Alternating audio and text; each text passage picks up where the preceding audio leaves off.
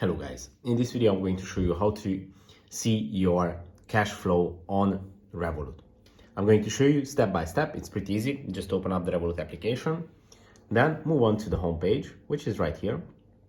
On the home page, go to the top right corner where you can see the statistics of your Revolut account, and this is your cash flow tab. You can also switch between months just like this, but to select, just exited.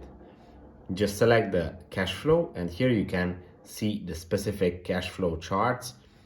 You can view it by week, by month, 6 months, or by years. And as you can see, these are my cash flow charts. Obviously the numbers are censored, but yeah, this is how you can review it. Here you can see by categories, and yeah, it's pretty interesting to review. I hope this video was helpful for you. If it was, please consider sending a super thanks donation.